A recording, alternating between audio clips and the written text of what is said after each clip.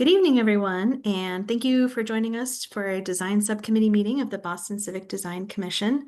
Today's date is Tuesday, June 17th, and this is session B of the BCDC Design Subcommittee.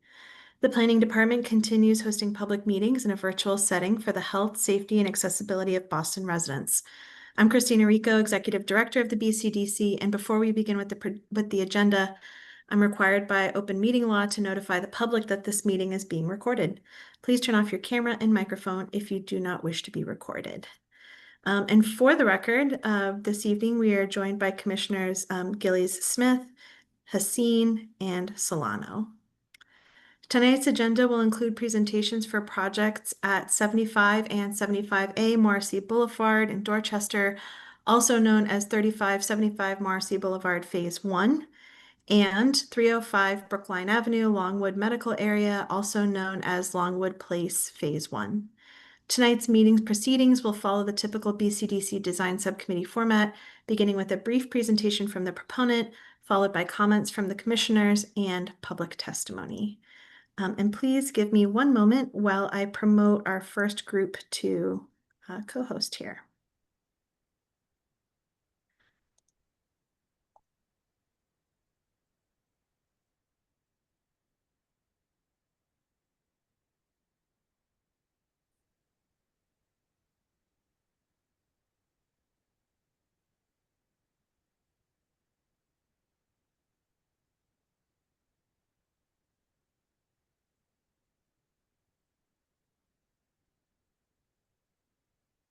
All right. Is there anyone from the proponent team who's here that needs to be promoted that I've not already promoted? If you could raise your hand, that would be helpful.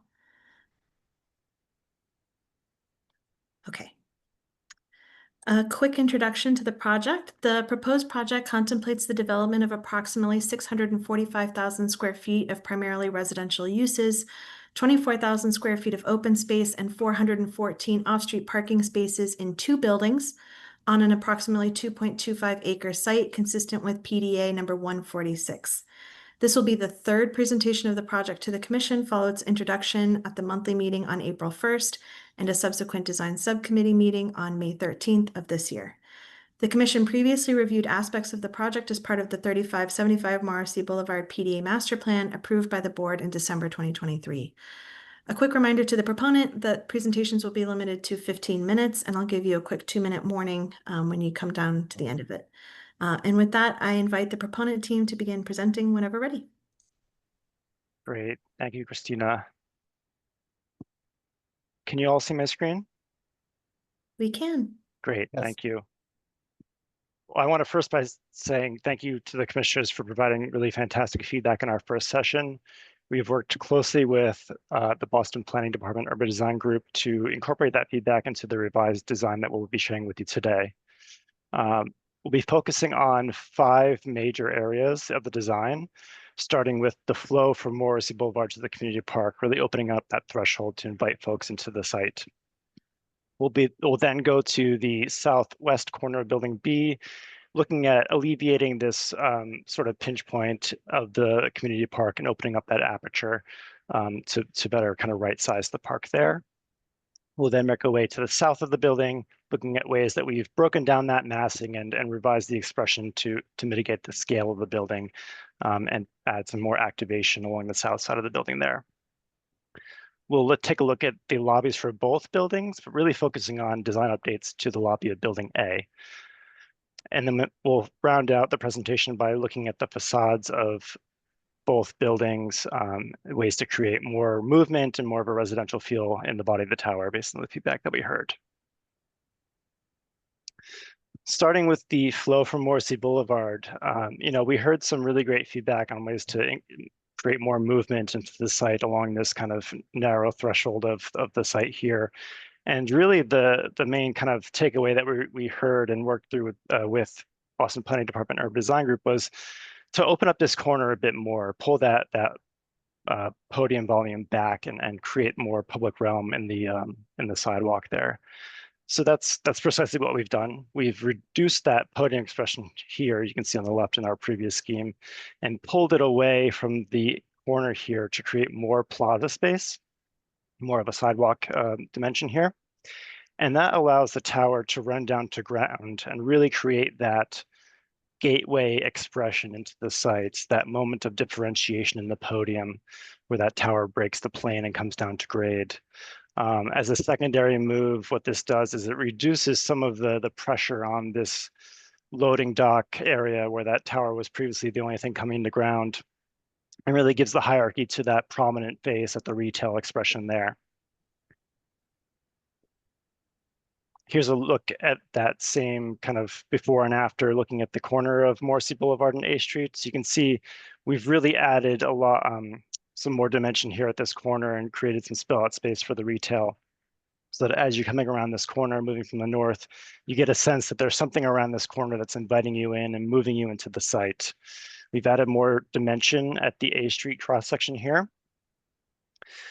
And then we've additionally moved that lobby volume in the back of this view further back to open up that aperture into the community park as well. So really doing a few things to help invite folks into the site and open up view corridors into that space of the building and that community park beyond. As we zoom back out and look at how this engages with the context and the surroundings, you can see we're picking up on that cornice line of the existing masonry band of South Line and carrying that through for the podium. So creating some kind of a continuous datum of moves across the site and tying into the context, and then creating that moment where that breaks and drops down to create a special moment of engagement with the site here at the corner.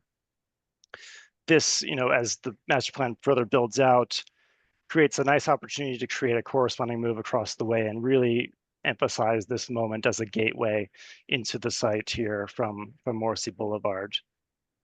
There's language in the existing MPDA that calls for the moves similar to what we're doing here. So I think we're all working towards a positive moment that creates some engagement and activation on this gateway portion of the site.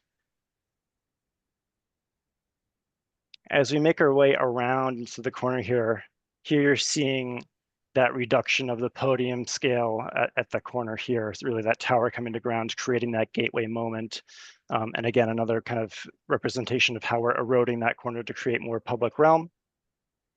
And then stepping back that lobby volume to create more of an aperture into the community park.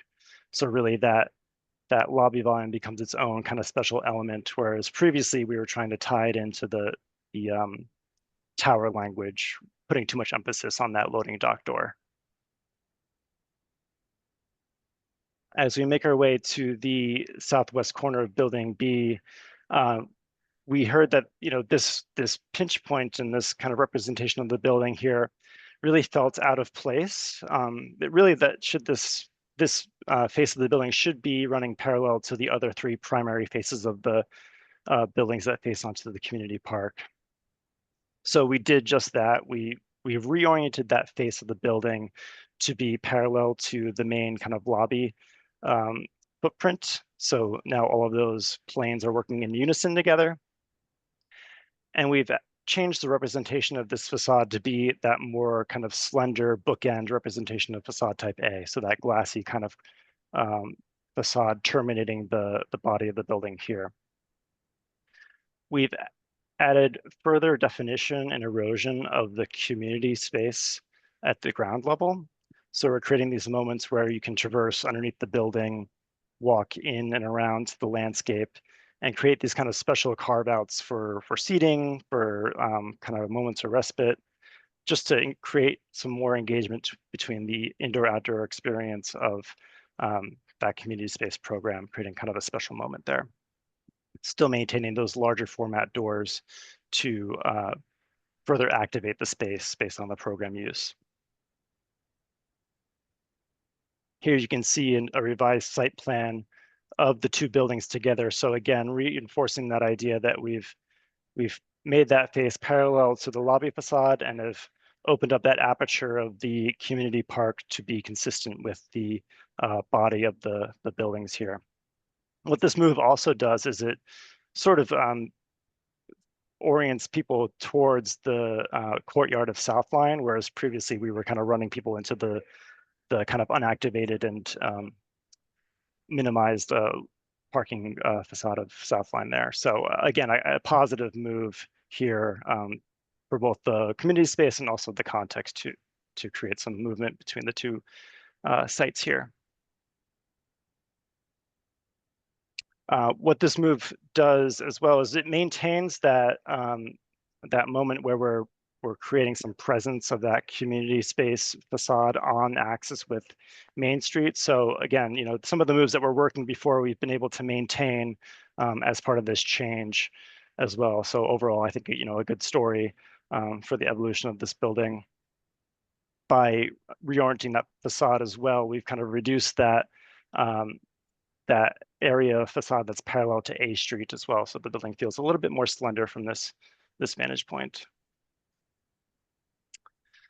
Moving on to the south facade of Building B, we did hear that this facade was, or this view of the building was feeling a little bit bulky. So we were asked and challenged to find ways to make this a little bit more slender and a little bit more activated as well. This is kind of the back end of the building, so ways to create some activation here. And what we did is we've created another moment where that bookend facade makes its way into the building, and actually dropped a portion of that down to create some activation in the community center and civic space on the ground floor. So kind of a secondary entrance off of the South Line Service Drive here to invite folks into the site who are walking up Morrissey Boulevard from the south. So another moment of activation there. By doing this, we also got the opportunity to create a natural break between that 3-story and 2-story podium expression as it kind of steps down towards the open space. So overall, a very nice kind of organizing feature for the building here that creates an activation and better kind of rationalizes some of the design moves that we were starting to make the first time around. Here's another view walking up. This is that South Line Service Drive. As you can see, where we were previously having a continuous unactivated wall, we've created a moment of respite on this this pathway to the community space, a moment of entry and activation that again kind of helps to soften this edge of the building. Here you can see a revised plan of Building B that shows all of the moves that I mentioned to date on this floor plan. So again, that activation of the community space, kind of pulling that program over to create kind of this through connection to the community civic space from the south, eroding that corner to create some indoor-outdoor activation, moments of seating underneath the building, kind of that front porch concept that was discussed last time. Eroding the corner of the podium at Morrissey and A Street to create more public realm, and then stepping that building back as you walk up A Street to open up your sight lines into the community park. On the lobby of Building A, we did hear that this portal, this lobby expression, felt like it was slipping a little bit kind of tenuous relationship to the tower above. So what we did was we've abandoned that kind of idea of kind of pulling and curving the facade over to orient the lobby towards A Street. And we're running that facade now parallel to the primary face of the tower above. We're still lifting the tower to create that special moment of lobby expression underneath, but really kind of quieting it down and making it relate more to the massing of the building above. We are returning that podium expression to the tower to make that feel a little bit more robust. That was some feedback that we heard from the Boston Planning Department. And we're turning that corner of the glass so that it engages both A Street and the park, kind of having an address off of A Street as a need for the building, as well as that engagement off the park, and unifying that with a canopy that wraps the corner here, so it kind of engages both sides of the building. So this move that we've introduced at Building A is similar to what we were already employing at Building B. So now, going back to that conversation of the buildings having similar expressions or differentiating in some areas, we can say that the lobbies of these buildings are very much in the brother-sister vocabulary. They're sharing kind of the canopy expression. They're sharing the fact that they're kind of wrapping the corners of both buildings along the community park, and a similar kind of facade treatment with that glass with maybe a accent kind of cap on it to create kind of a special language at that program use. So two rendered views of what I just mentioned on that language of the canopy of the lobbies with that canopy expression, that kind of two-story reading of the lobbies to create that special moment and a moment of hierarchy compared to the rest of the building. Moving on to the facades, and this is a little bit of a rehash of what we discussed last time, but both buildings massings relating more to the context.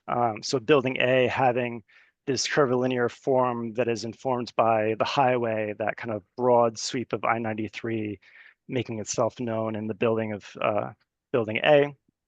And then building B reoriented to hold the corner and hold the street wall of Morrissey Boulevard, that very kind of orthogonal view, massing orientation, and then breaking down that language with a series of steps that steps down to the community park. So we discussed last time, moments where the building's tied together, having a shared language of that facade type A, where that slender bookend facade, and a shared language of that podium expression, but then differentiating in that facade type B, where building A is kind of this very kind of horizontal reading along the highway and on the other faces, and then building B having more of a vertical expression that relates to the stepping of the building. So this is what we shared last time. We heard that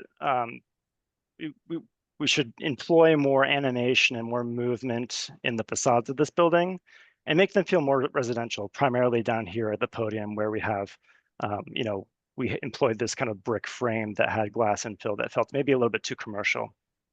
So starting with the podium, we've moved to a more brick infill within the piers of the podium as well, to create more of a residential scale. So here you can see that we're starting to identify living rooms versus bedrooms within that brick language to create more of a kind of residential feel. We're starting to pronounce the operables a little bit more too, again, kind of a key residential feature with access to fresh air, and then introducing more of that accent panel language to tie into the tower too. On the facades, we've dropped out one of the accent panels per floor in a stack here to create more movement in the building. So you can see here, we have that a little bit of a subtle dancing effect of the tower. And when you look at that at the building form, you can see it's this very kind of, clear diagram of that panel kind of tracing back and forth in a stack here to create some subtle movement within the overall language of the building. And that kind of reinforces the overall massings of the building as these interlocking forms, as they are kind of encapsulated by this larger frame element that traces each volume. So that would be on the Morrissey side, as well as on the interior of the building here, facing the park, that kind of secondary facade type B language with the dropped out metal panel accents that kind of dances up the building and creates some movement subtly. All kind of framed by that bookend of facade type A that encapsulates the ends of the building. On building A along the highway, in that plane, we were also asked to create a little bit more movement within the facade as well. So we looked at where we previously had a very kind of uniform accent panel that was this symmetrical kind of triangle movement, flipping the orientation in certain areas to create kind of a dancing effect up the building. So you can see here in the diagram, changing the orientation per stack so that there's more movement and animation as kind of the sun traces across the building. It's catching accent panels in a certain light in certain times of the day, just to create some more differentiation in the accent panel of the building. So it'd be on the highway as well as on the inside face of the building, kind of that diagram of movement across the facade. And I have the 2-minute warning, so I'm going to go a little bit quicker. Just an overall view of the buildings with that revised facade language. So again, more movement in facade type B for building B. And then along the highway of facade type A or facade type B for building A, you can see those moments where there's more of a dense kind of shadow line in the building, kind of wrapping up the building here. So from here, I'm going to flip it to Carl with Arcadis to. Could we maybe just spend 1 minute on the architecture before we jump into the landscape? Sure. Christina, I don't know if that's okay. Sure. Joe, I am really pleased. I really almost have nothing to say. I think that you did exactly, I mean, I'm sure a lot of this development was going to happen anyway, but I think that the clarity of the facades, the diagram, everything about the massing, is just so much clearer. And I really want to thank you because this is a lot of work and you turned it around really quickly. And I just really want to acknowledge how I think significant some of these changes are, and how uh, much more of a community of buildings this feels like, even though they're different, they have commonalities. And I think that the move to pull the base back on building B, and how that actually um, cascaded around the building is really super successful. I appreciate the break facing the adjacent development South Line. I think that really helps on that side too, and you will see it. Um, and also the redefinition of units on the base buildings really makes these buildings land, I think, a lot more comfortably. So I don't know how the other commissioners feel, but I really think this has been very successful evolution. And I think the only thing that I would say is that as you develop this, when I see these renderings, um, the base and materials feel warmer than some of the earlier looser renderings. And I hope you follow up on that because I think that the warmth of the browns and the bronzes and stuff like that is really making the project feel a lot more residential and a lot friendlier and in some ways related loosely to the materiality of Southline and sets up, I think, a precedent for the buildings that, to come. So I'm really pleased. So that's why I wanted to interrupt because I don't know what we'll be talking about, what issues will be arising in the landscape, but I think this really has worked out very well. That's great. Thank you so much. I might as well just jump in on a couple of things about the architecture. I haven't seen this since full commission, and seems like an entirely different project, quite frankly. In the first project, the pieces really did seem to be talking to each other, and I think a lot of the moves, the stepping down and stepping back, and the elegance of pieces that you've decided to bring down to the ground to give a slenderness to the massing is actually really nice. Which also then it brings an emphasis to the podium areas where and I thought that one of the very convincing things that I thought was the two lobbies, the views of the two lobbies where they do look like brother and sister, and and there is a commonality, but they don't look the same. And I think that that's a very, very elegant solution. The only thing that I would actually ask as you go forward to test, I'm not saying it's right or wrong, but the dancing facade on that one building is dancing so much, it's very hard for me to look at it. So I just would say test it to make sure no, it was this one. This one here.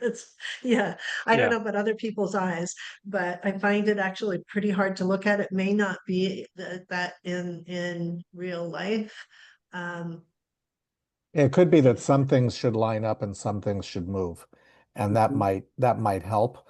Yeah. Because it does give a little bit of an optical illusion thing. I think I know what you're after, but Mhm. it could be that, what if the slender pieces, actually were continuous and the larger pieces weren't? It might be just something to study. Um, Sure. The blue one also, when you go back to the one previous one, that also has a very strong, that diagram too. So I agree. I think there's a kind of a bulbous sort of very distorting effect at least in the rendering. So I would Mhm. Yeah, it's helpful feedback. look at that. We'll check that out. Yeah. But elegant is the key word here that Shauna pulled out. I think the massing and the whole development looks just the proportions are really a lot more elegant. So I think that's fantastic. And I think everything that you've done relative to the way that the building hits the ground has quite an impact, though subtle, on the landscape in terms of sort of giving each a little more room and breadth. And it helps with the landscape because the landscape have a lot of moving parts. Mhm. And I think those now feel complementary as opposed to the building just sort of sitting next to the landscape. They feel much more integrated. I do have some comments on the landscape from looking at the presentation earlier. But I think that Shauna and David have really spoken well to what feels very rich. So thank you for that. That was fast too. Joe, do you think that we could pass the presentation maybe to Carl to cover the Yes. portion of landscape before Commissioner Solano, before you jump in with Yep, more detailed commentary? absolutely. Great. Thanks, Joe.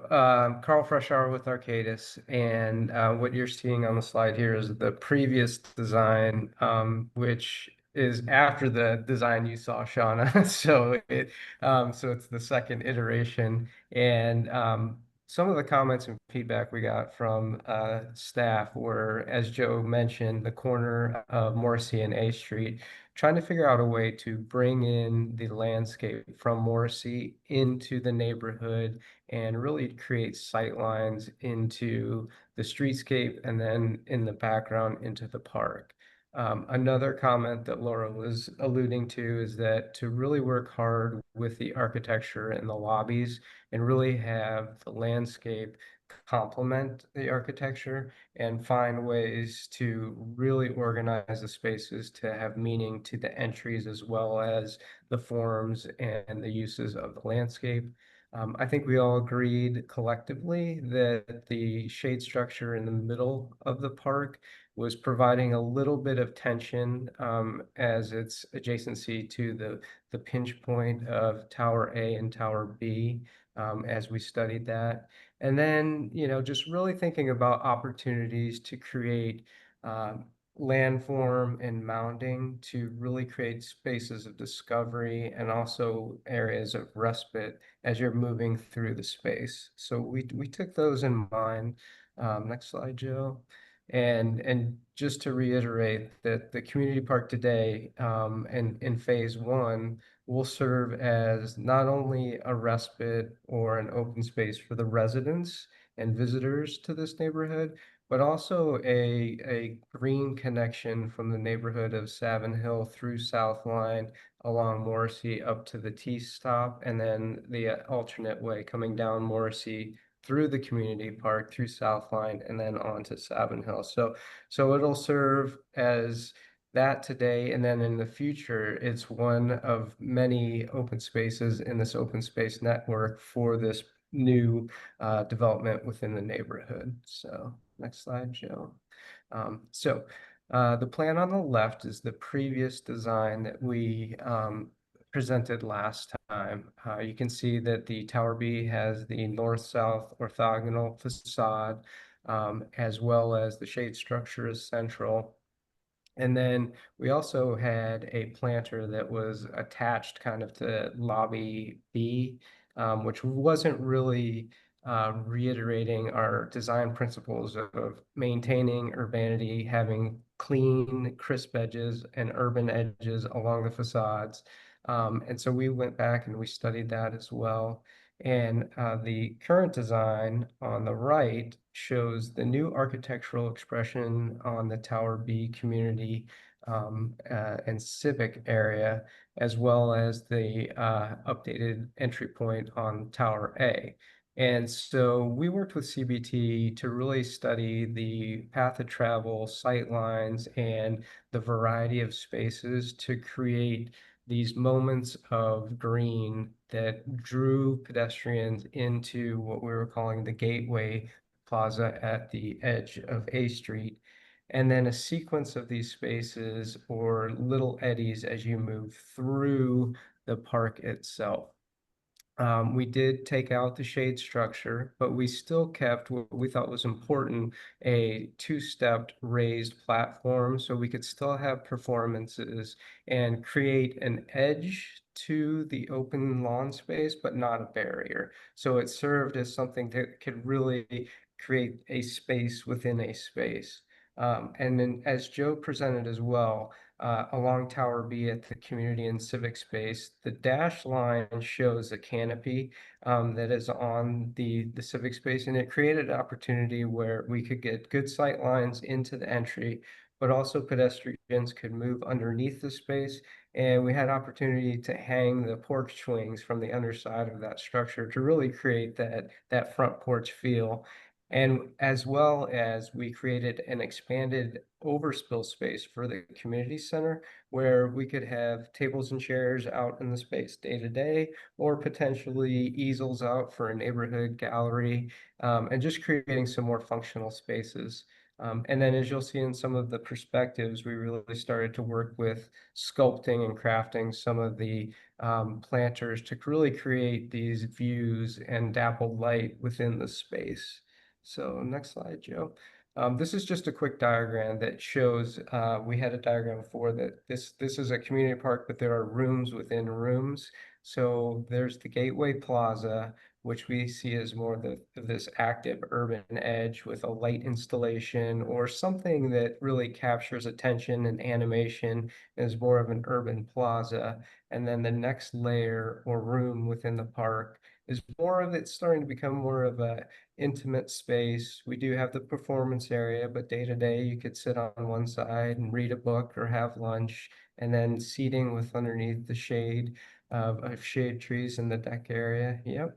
And then more of the open community lawn space is the central largest part, and it's intentionally adjacent to the civic and community center. So there's that opportunity for a lot of activity and animation on the space.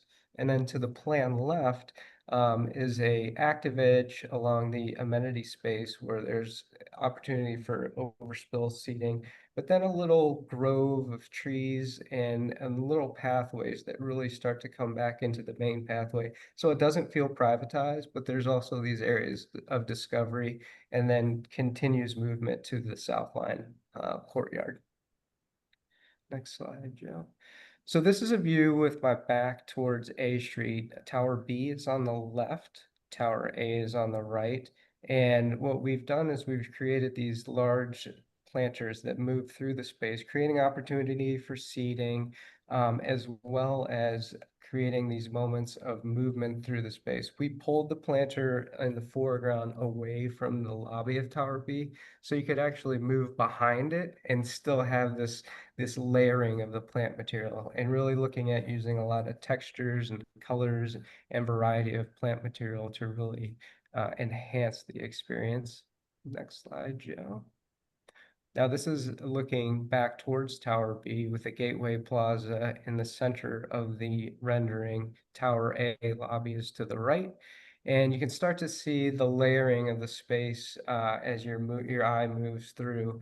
In the very background, you can see the porch swings hanging from the canopy off of the community space. And then the lawn is center right there. Next slide, Joe. Oh yeah, this is the slide from the community center with the folding doors on maybe a gallery night or an instructional art event that might happen in the community.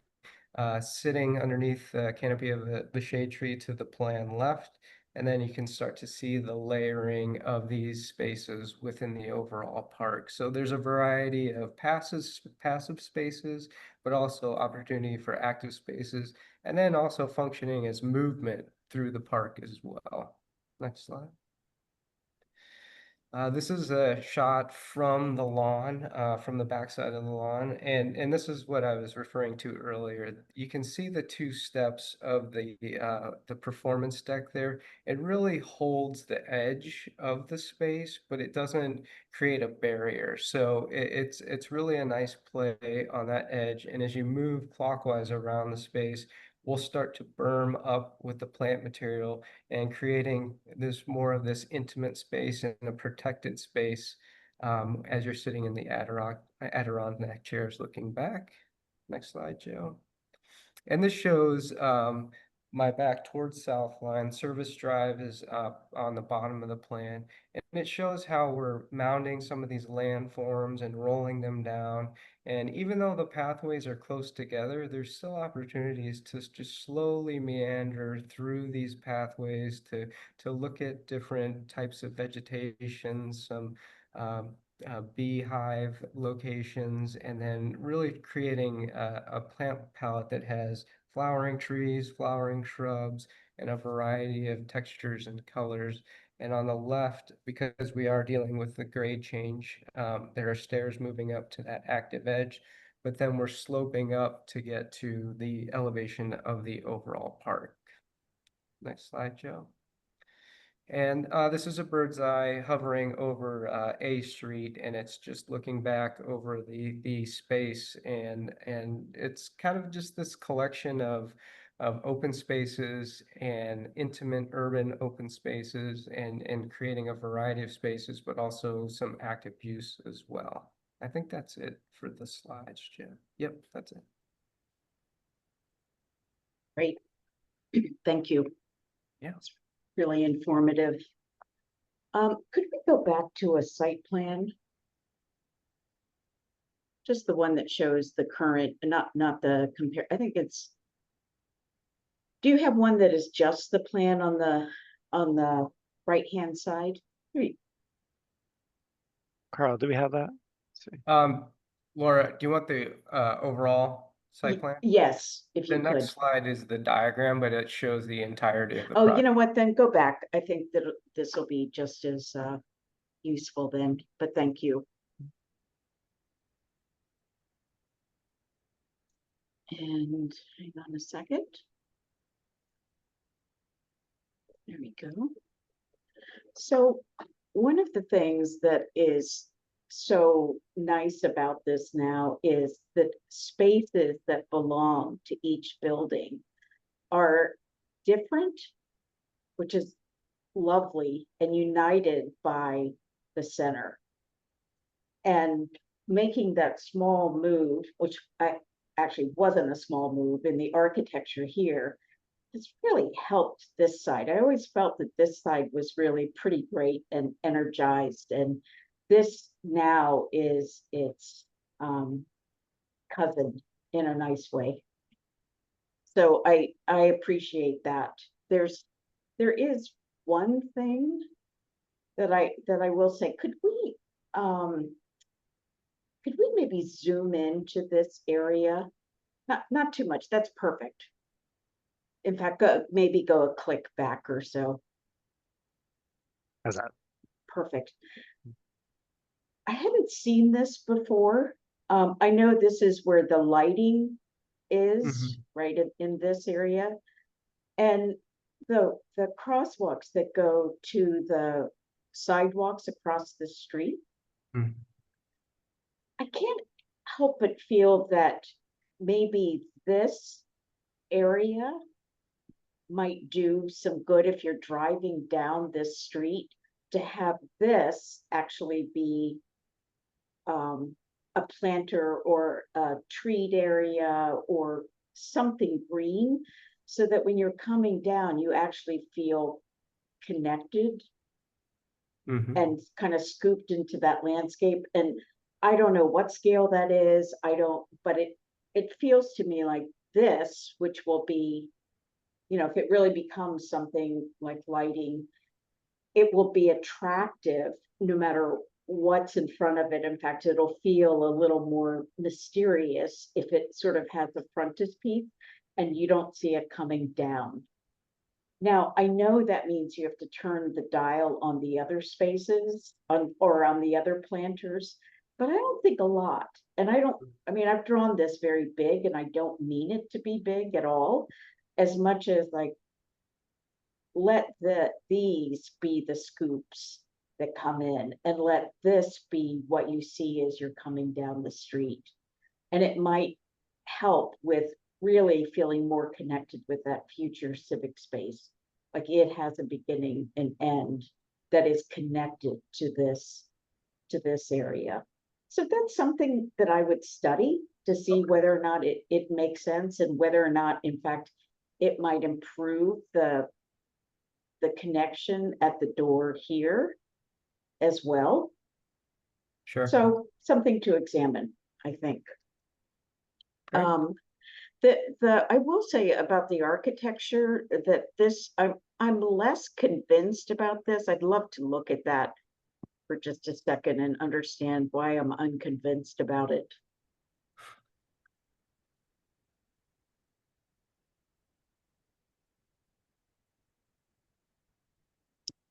Is there a specific That's view? perfect. Perfect. Yeah, okay. That's perfect. Mhm. And I think what you've done is actually great. And they do feel like they're of a common language. And this may have to do with the way that the landscape is arranged around that entrance more than anything else. But I feel like this is very clear, and this helps to make this clear, but it's not quite as clear as this. And mind you, they're located on, you know, different sides of the building. They're not both towards A Street. Right.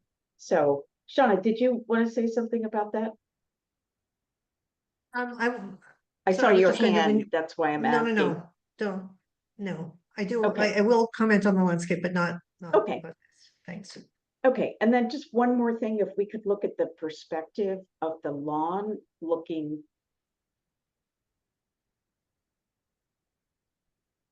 One more. The lawn, yeah, this one. Yeah, there you go. Mhm. You have one more looking in the other direction. And by the way, I like the steps. I think you're right. It does really help to stop that, to kind of hold the lawn. There's one where you're kind of looking here and looking back. Ooh, think. let's see if we have that one. Carl, do we have that one? The community center. Yeah, back one more. This one.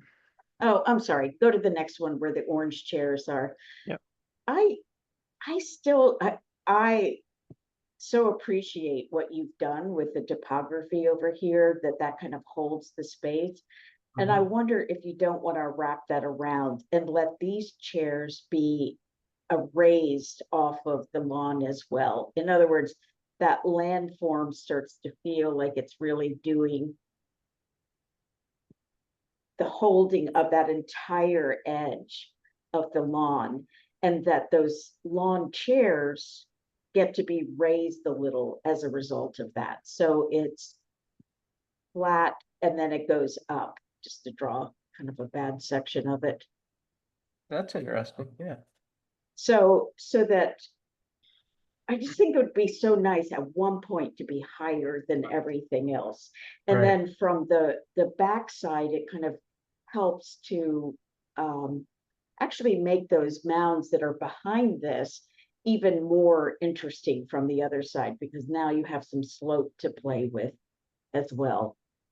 But I mean, those are really minor comments. I think this is so successful in so many ways. And I'm remembering back to the master plan.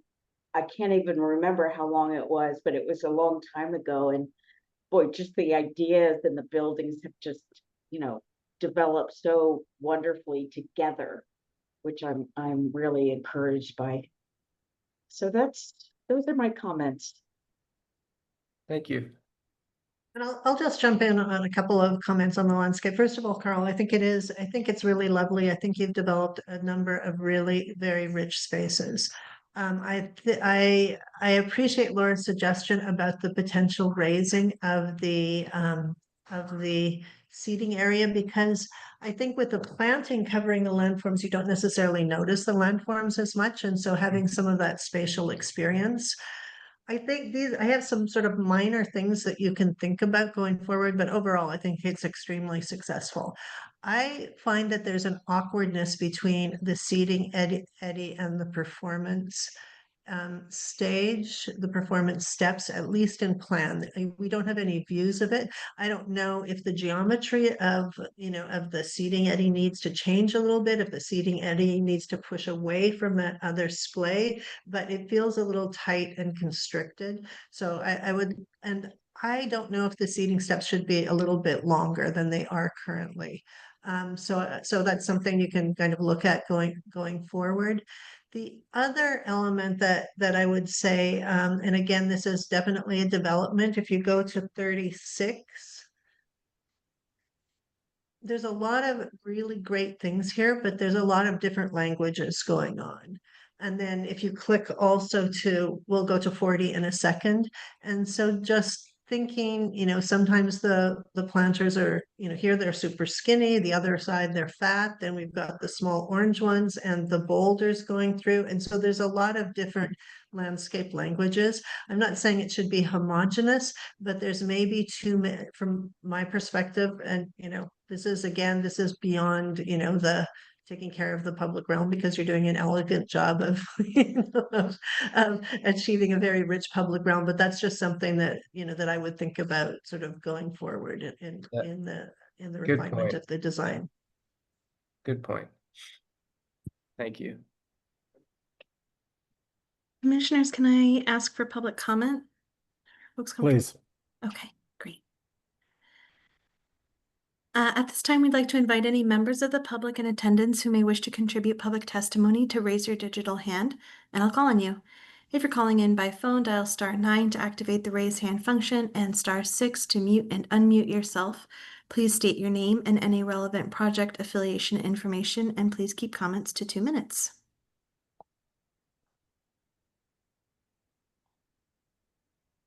I'm just scrolling down the list of participants here. I see no hands raised. Okay. So Well, commissioners, I'll close the comment period and suggest that we discuss next steps. well, I mean, I didn't say anything about the landscape, but I think the landscape is form is just so much more coherent, like everything else we discussed. I think this looks great, and I think it's ready to be brought back to the full commission. I would agree. Great. That seems clear to me. So we will work with the proponent and the project manager and get this on the agenda for final review and recommendation at the next full commission meeting. Thanks to the proponents. Thank you so much for your comments. Thanks Thank you. so much. Thank you so much. Appreciate it. Alrighty. We are running just 7 minutes ahead, and I happen to see that the Longwood Place proponent team has already signed on and has been promoted to co-host. So just a quick introduction to the project, and then I'll turn it over to them for a presentation. A proposed project at 305 Brookline Avenue, in Longwood Medical Area, also known as Longwood Place Phase 1, seeking ADB entitlement, contemplates the development of Phase 1 of Longwood Place. The project includes 1,043,000 square feet of mixed uses and 520 garage parking spaces in 3 buildings on a portion of a 5.9 acre site in accordance with PDA 134. Consistent with Article 80 and BCDC reform efforts, which will be formalized in August, the Planning Department is testing meeting limits with this project intended to align the review timelines of the department and this commission. This project may appear before the commission at up to 5 meetings, as was discussed at its introduction. This will be the second presentation of the project to the commission following its introduction at the May 6th meeting. The commission previously reviewed the Longwood Place PDA development plan, which the BPDA board approved on January 19th, 2023. And a reminder to the proponent team that the presentation will be limited to 15 minutes, and I'll give you a 2-minute warning when you approach the end of that. And with that, I invite the proponent team to begin presenting whenever ready.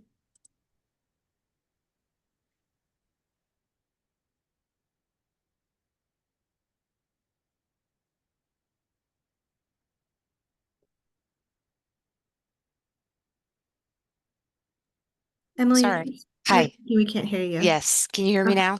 we can. Go I'm ahead. sorry. There are so many buttons to push sometimes. Good evening, commissioners. Thank you so much for your time this evening. Today's agenda, as Christina sort of alluded to, will focus on landscape architecture and public realm. We will review the design guidelines from the project PDA and then share how Phase 1 is beginning to implement those guidelines. The project, again, as Christina mentioned, was before the full commission on May 6th.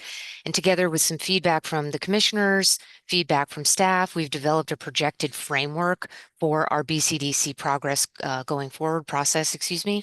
It anticipates 3 meetings. Tonight's meeting focuses on, again, landscape architecture and urban design, with the next meeting focusing on the building design. I'm just going to briefly walk through our project context. And the thesis of the open space is really this, that the medical institutions of the Longwood medical area have no outdoor space, really. And the academic institutions, Emmanuel and Simmons, Windsor School, Harvard Medical School, have outdoor space, but it's largely privatized. So Longwood Place has the goal of providing permeable public realm and open space for all. The heart in particular will provide a type of missing open space from the LMA, a place of respite that's open, welcoming for residents, workers, and visitors to the LMA. In addition to the goal of providing publicly accessible open space, the framework of the master plan really grew from creating pedestrian connections within and through the site to the Emerald Necklace. In these views of the project model, you can see the relationship of the proposed buildings to Brookline Ave in this image on the left, and on the images in the images on the right, the relationship of the proposed buildings to the Riverway. The design guidelines that were established as part of the PDA were organized into 3 parts. Today's agenda covers public realm and landscape, with the next meeting covering buildings and massings. Starting with the public realm, the design guidelines define how buildings meet the ground by addressing the need for active programming and building entries that are both accessible and legible. At the ground floor, buildings should engage the public realm using setbacks, architectural canopies, and transparency. The design guidelines also define 2 specific spaces for Phase 1. The first is a front porch, a covered exterior open space located in the residential building immediately adjacent to the heart. And the second is the forum, a 5,000 square foot community space, also immediately adjacent to the heart, this space located in commercial building C1. And in this Phase 1, the proposed ground floor plan, we're illustrating how the design guidelines are translated across all 3 of these buildings. First, as you can see in the yellow, orange, red, and purple, active, transparent building edges extend all throughout the public realm on all sides of the heart, the central connector, and Brookline Avenue. Phase 1 also delivers the front porch. You can see here it's shaped by the R1 building and the main heart, and it delivers the forum, that community space that's got transparency on 3 sides, the heart, the connector, and the vicolo. Additionally, a comprehensive retail strategy across the entirety of the site will be guided by a single consultant, and that'll reinforce this cohesive experience, a cohesive retail experience, especially centered around the main heart. In this perspective view of the heart, you can start to see the relationship of the building bases to each other. They are all lifted to extend the public realm and create a welcoming gesture that connects the active uses of the buildings to the open space and the landscape architecture. They share a consistent horizontal architectural datum and expose the building structure at the at where they ground, where the buildings come to the ground, to recognize a pedestrian scale and visually tie the buildings together. We've prepared an animation that shows a little bit more detail of the ground floor, but I'm first going to hand it off to Philip at Sasaki to talk about landscape architecture. Great, thank you, Emily. So next we're going to talk about the landscape design guidelines that were developed during the PDA. Next slide. So if we're thinking about this, the PDA guidelines lays out the approach to the hierarchy of open spaces for landscape. In particular, the relationship around the main heart, how it connects to the connector, and then eventually how it connects to phase 2 and the passive green. So recognizing the importance of Longwood Place within the wider LMA neighborhood, the guidelines really calls for a diversity of open spaces and experience. But with the largest open space being the main heart, and as Emily mentioned earlier, the relationship with the ground floor uses of those adjacent buildings. The main heart is positioned at the southern anchor point along Brookline. It's framed by residential, office, and lab with ground floor retail, has healthcare to the south and the Windsor School to the north. So this is really a truly civic space rarely found in the city, and is meant to function both during the day as program space, but also when the open space is not programmed. The connector supports the circulation between each building, and it's a space that links the main heart to the other anchor space on the northern end of the site, the passive green. And then there's the passive green itself. This shall anchor the northern part of the site. This is a quiet respite for residents of the neighborhood. It'll be delivered in a future phase of the project, but the ideas and principles of this space should also be included throughout phase 1 of the project. So just see, this will be, as you see here, this is just an updated version of that original PDA diagram. Our proposal preserves the hierarchy of the open spaces from the PDA guidelines. The main heart will define the overall character of the open space, but incorporate a collection of elements and characters that were also dotted throughout the other spaces. So as the defining open space on site, the heart includes a variety of public elements and experiences. Bound by active ground floors of R1 near the front porch, the forum and retail of C1 and C2, the main heart really balances an active and passive experiences within the main open space. Through the shaping of the C1 and C2 ground floor buildings, the main heart opens up into the Pocket Plaza and Central Connector, integrates seamlessly into the wider site, and wraps all 3 of these buildings. Interactive playful elements such as stepping water feature located at gateways and entrances draw people into the site. This is a view from Brookline showing a hammock grove in the midground, the active retail of C1 and R1 in the background. The idea to draw people into the heart of the site.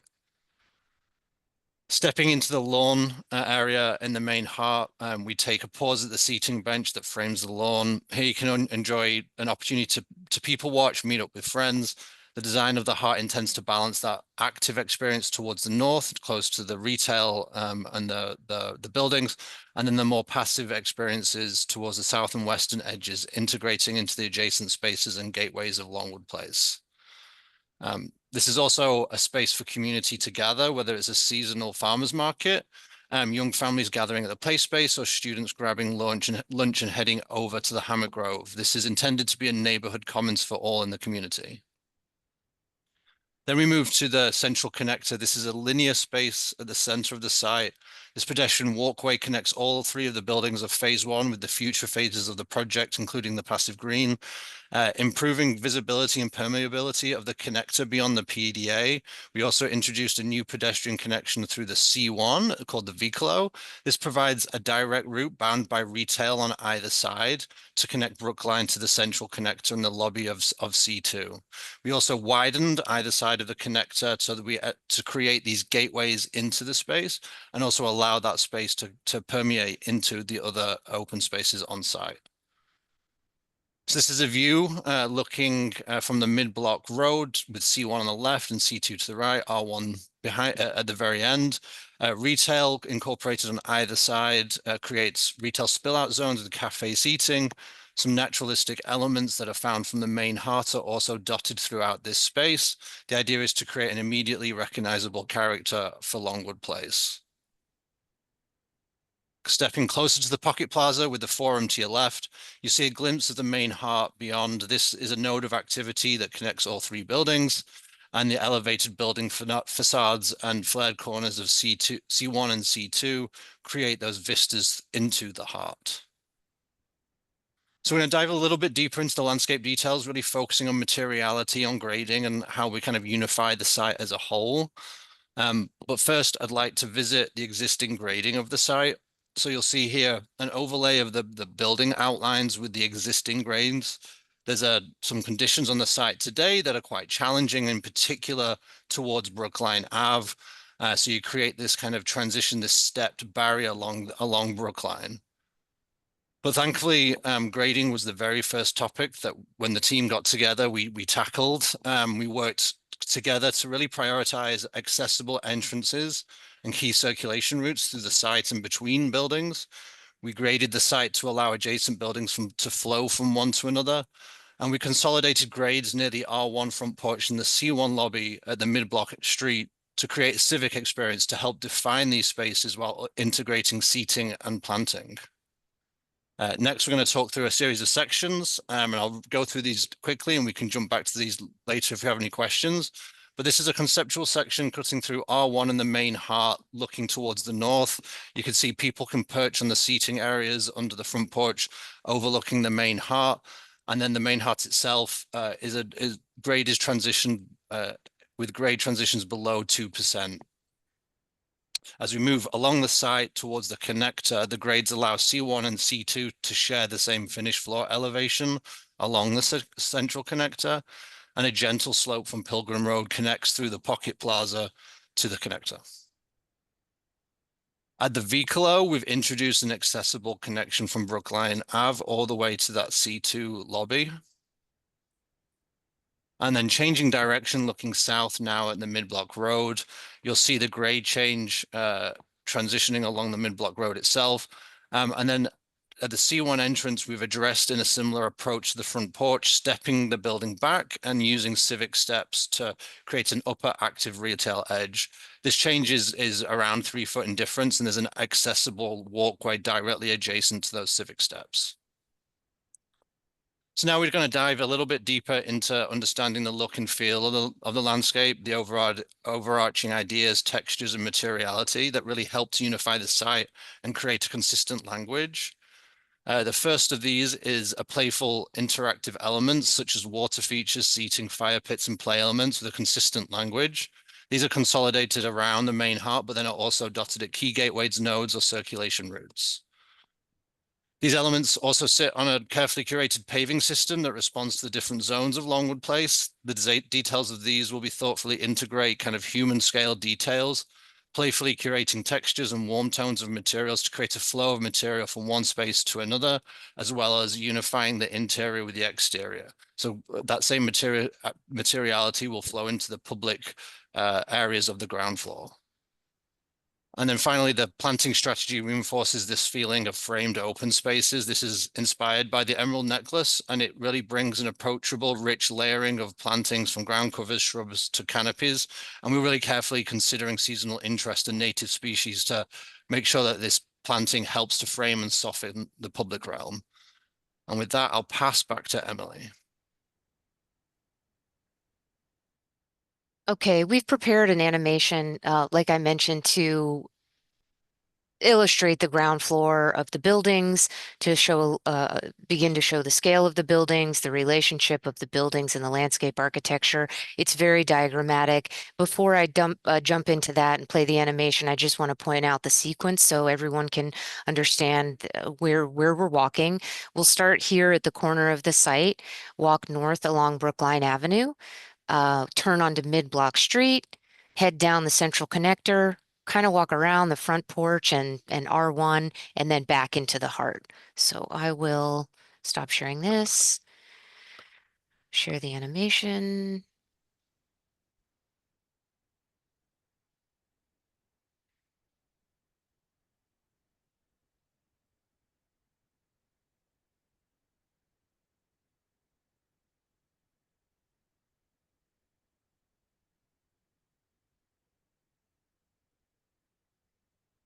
So as we start, we're walking north along Brookline Ave. You're looking at the corner of the C1 building here, heading down Brookline Ave.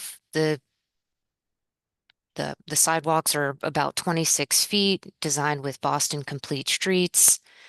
We are panning, removing the landscape architecture so you can understand the buildings. and how they touch the ground. We've also brought a version of this animation without the plantings if you'd like to see that. Coming to the end of or the corner rather of Brookline Avenue and Mid-Block Street, understanding the subtle grade change, as Philip pointed out, at the entry to C1. At this point, your eye is drawn to the opening of the connector where the buildings flare and create a bit of a gateway between C1 and C2. And as we head down the connector, you'll notice that architectural datum line at the podiums of the buildings at level 3. You'll notice an implied ceiling and another recognizing that architectural datum line. Here we've shown this sort of catenary lighting. You can see the Vicolo to the left, which is not just a way to create an opening in the building, but is a way for pedestrians to draw pedestrians from Brookline Avenue to the connector. You can see the front porch here in this structural column of R1 that creates a bit of a terminus along the axis of the connector. That's really an organizing spine for the entire master plan. You're seeing the heart to the left, the lawn, the play space, the front porch to your right again, and now we're walking around through along the Short Street connector, the Bike and Ped connector back to Pilgrim Road.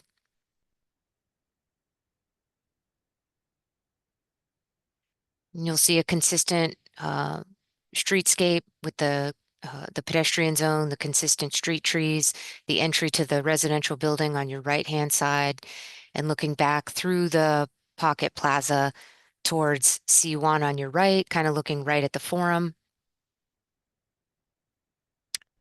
Walking directly to the Forum where that space might open out with operable storefront.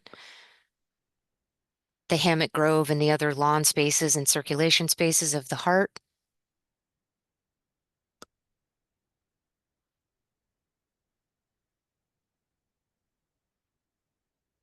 And kind of coming back around to our starting point and understanding how these 3 buildings of Phase 1 frame the heart.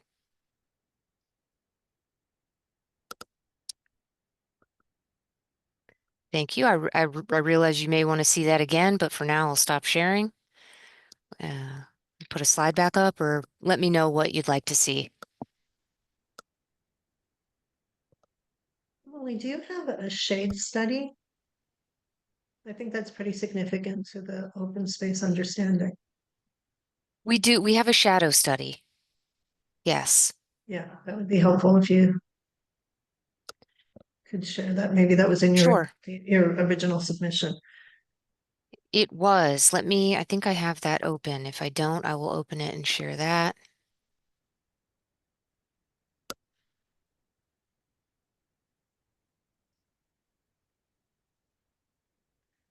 Bear with me. I have it open in another program. I'm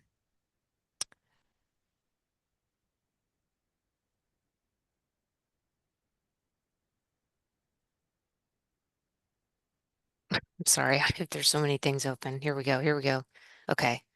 What I'm sharing with you is the shadow study from our PNF submission. Let me get to the start of these. The format of these is they're a little bit, well, they're more or less the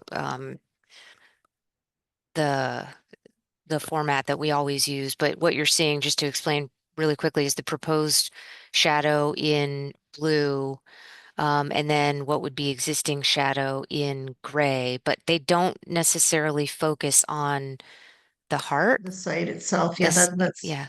So yeah. These may or may not be useful in terms of what you're looking for right now. Let's see. No, I Let me was pause really on this wondering one. about the site itself, the heart and the corridor. Yeah, I don't know that we have that. I mean, That's okay. these include the site, but they don't They don't They zoom in, yeah. they don't zoom in and yeah. they show existing shadow on the site, Right. so they're not they may not be relevant for right now, but it's something we can create. Philip, can you just speak to the actual shade conditions? Because I know you know it well. It's not not graphical right now.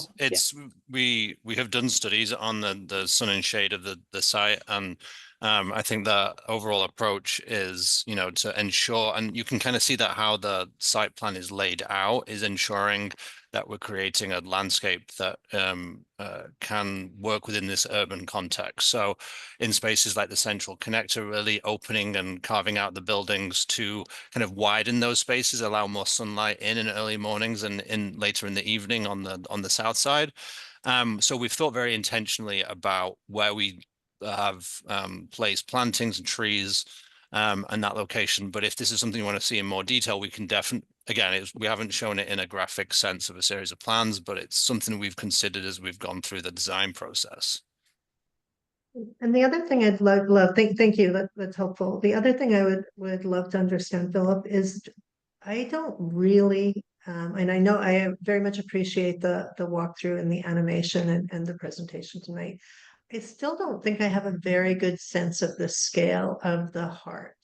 Could you maybe even just scale one of those lawn areas for me, just to get a sense, or if you have a comparison of anything, just so I can get a better sense of how big everything is? I think in terms of it's roughly, I think from the Hammock Grove to the kind of the feature bench, we're talking about, you know, 60 to 80 feet within that central core of that open space. Previous studies, I'd have to go back and double check the kind of scale studies again. We did that previously on a previous plan. We're trying to think about in terms of Boston what a local example would be. I think. Yeah, I think that, and other people may not know this. I think that central round space at Northeastern in front of the architecture school and the subway and the T-stop, I think, is about 100 by 200, more or less. So that's probably somewhat similar to this space. What's the footprint of R1, the residential building? The footprint of R1 is just about 10,000 square feet on the ground floor plan. The heart is around 180 by 180 if you look at this square that I'm mapping out. And kind of it goes all the way to, you know, let me see, I can't use the zoom. Kind of this is the edge of the building, so we're also including a pedestrian connection all the way to there.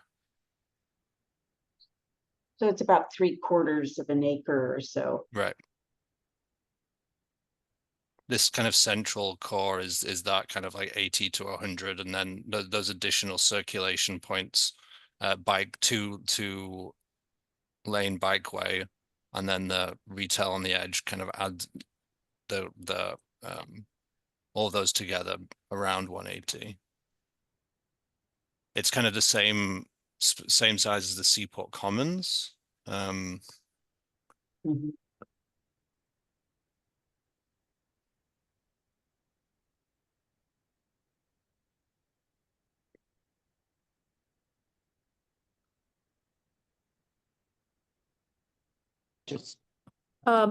Philip, we have a comparison study of the main heart to other kind of public spaces. Yeah, I can pull. I can pull that up. Yeah, I can pull that up if we want to look through that. Would that be helpful, Shauna? Yeah, absolutely. Thank you. So we went through a series of concept comparisons. This is kind of early kind of massing studies, and it has evolved slightly since then. But the current site is kind of very similar. We kind of looked at the Seaport Commons, and you can kind of see the open space. And then this is an overlay of, this is the R1 building here to the north, C1 and C2, kind of the framed lawns, and then the active edge kind of overlaid onto that site. Another example is kind of the landmark green and Fenway and how that sits within the site as well. So it's a similar kind of scale Those two. as that within the seaport. Thanks, Philip. Yeah. So I think the reason that I was asking that is that that I actually had imagined it as a, do you mind pulling the plan up again? The site, the overall site plan, I think. I think that I had imagined it as a much larger space. And it may be because, well, I think there's some very, very beautiful moves in it. And there are a lot of excitement. There's quite a lot of diversity in the architecture on the both vertically, but at the ground level in terms of scale and language. And quite a lot of diversity in the landscape as well in terms of character for a fairly not a huge area for the heart. And so I'm really trying to put the pieces together to really understand what that experience is. I think the walkthrough is very, very beautiful, but I think part of it is because we're getting a very, very edited experience of the architecture, and that it is extreme, it's all white. And so we just had a sort of a beautiful, quiet white and green, lovely walk through. But when I start to really look at the landscape and all the different characters, also in coordination with the architecture, it feels disjunctive to me. I think that there's small moments, but I don't really know what's tying the whole thing together. And so that's why I was really trying to understand, is the scale, is the scale so big that it's not really one heart, it's a series of different hearts. But I think the lawn areas actually aren't really that large.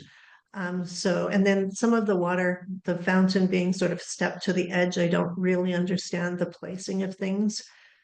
So that's really what I'm trying to understand about the project is the what and the why and where of everything, as well as I think I had said at the first time to try to understand this, and I actually do think that some of the diagrams were very helpful without the colors in the paving, just to really understand what the spatial experience is of it. Well, it's not my habit to speak about the details of landscape, but I guess one of my questions about piggybacking on what Shauna is saying is about the decision to make the main heart actually like a heart, in the sense that there are lots of things leading to it, right? Lots of like aortas and so forth leading to the heart, as opposed to the decision to make the main heart more passive and something you move around and therefore larger. I don't have I'm not saying that's the right thing to do. I'm just curious about that decision, because it does cut it up into a lot of pieces that may all be very nice, but that to the point of the scale comparison, no one of them feels big enough or strong enough to sort of carry the day.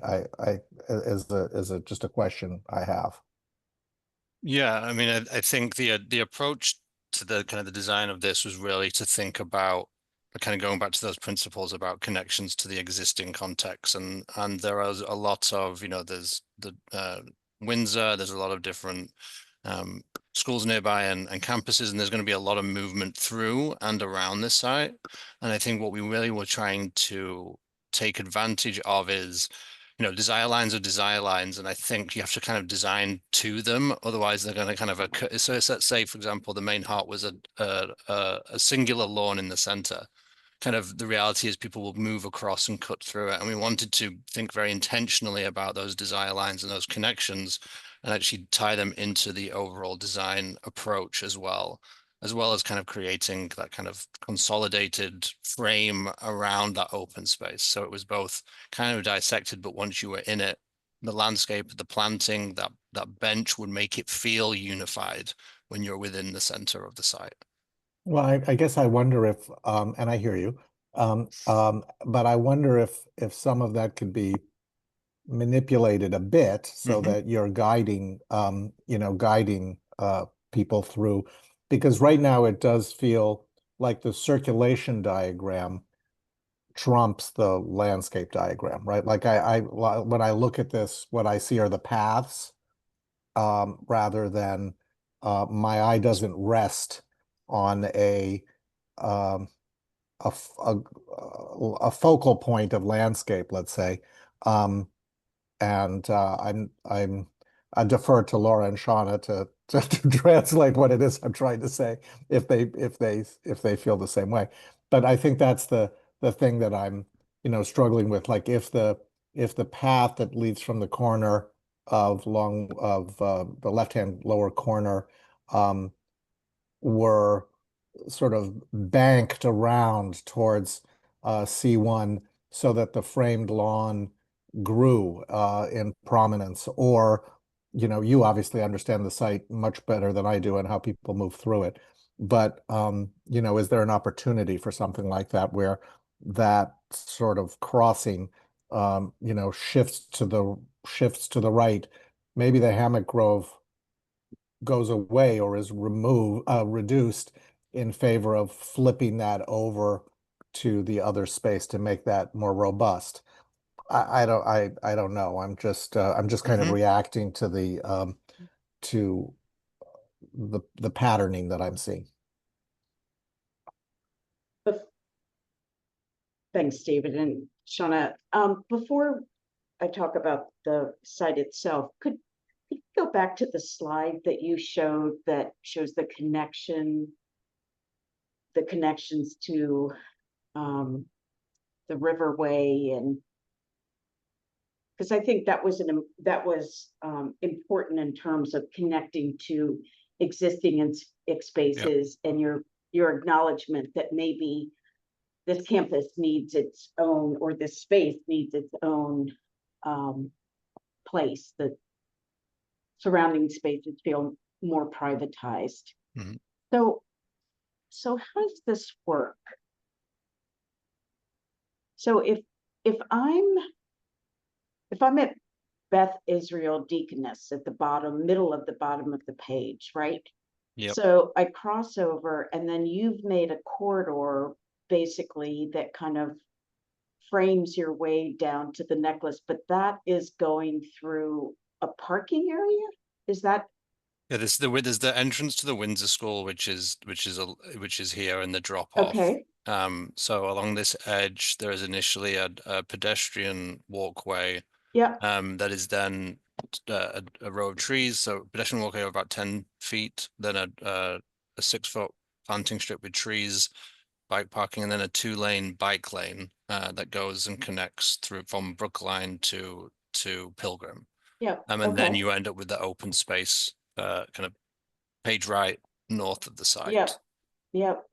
That was defined very clearly in the original PDA that there was the pedestrian connection against the Windsor School. I'm actually just trying to understand this because because of your time limitation, you had to jump past some things. And so on the other side from Emmanuel, going between the site we're talking about and the future buildings, does that connect through? How does that connect through BU? So there's a new pedestrian crossing along Brookline, and then there's the pedestrian sidewalk that you will eventually kind of connect through, and these two pedestrian connections here through the phase 2 of the project. You can also connect through between the C3 and the R1 building through here, and there's also a winter garden that'll be a public interior space that extends the connector through that C3 building and into the passive green. Okay, that's really helpful. Thank you. And then where you is it the Vicolo? The Vicolo, yeah, the C1 building right there. where that connects into Brookline Yeah. Avenue, that's just connecting you to the city street. And then as you go through the plaza on the other side, on the right side of the residential building, Mm-hmm. and what does that connect into? Just the city sidewalk as well? Yeah, correct. Because Okay. the R1 lobby is right on that corner there, so kind of I see. connecting that right there. I see. Okay, let's go back to a planting plan. That was helpful. I wanted to. It's a very complicated part of the city. Mm-hmm. Yes. And yet, when I look at the plan, it was also something else I was looking at with this is that you actually have a lot of space for where you are in the city, and I don't think nearly. I can't remember. You said a number in the beginning. I can't remember how many acres you said, or maybe you said square feet. The heart itself is around like 34,000 square feet. Okay. Okay. The thing that concerns me is that you could look at the landscape to me in one of two ways. You could look at it being organizing and the buildings are in it, or the buildings being organized and the landscape is within that. And I'm not sure which I'm looking at, but the thing that I'm concerned about is that the landscape is so dissected that there's not any place to really land. And at the main heart, while I appreciate the idea of that, it feels like that's where all the pulsing is. And no pun intended, all the pulsing is in It's the. very hard to not keep going down those kind of. Yeah, sorry. I do it myself when I'm explaining it, like so. And I wonder if, one of the things that's so hard about urban spaces, I think, urban landscape spaces, is getting people to move through space and use all those spaces. And you have given a lot of different, like if I look at the size of the Pocket Plaza, that's pretty big. And I am curious as to why you didn't think about spreading out some of the goodness, like the Hammock Grove, into, and I'm just making a program comment, like why you didn't make the Pocket Plaza the Hammock Grove, someplace that people could really go and rest and just hang out kind of away from the main circulation of that plaza. Or is it a swing garden or something that really pulls people through? And likewise with the play area, right, which feels like it's sort of the opposite thing happens for me. It's sort of tucked away. Would the Pocket Plaza be a great space for that? Because play areas are crazy town. They're a place not just for kids, but also a place for the adults that bring them. There's as much social for adults as they are for the kids that accompany adults. And so I feel like there's a lot of interesting program that would draw people here, but it feels very concentrated in the main heart.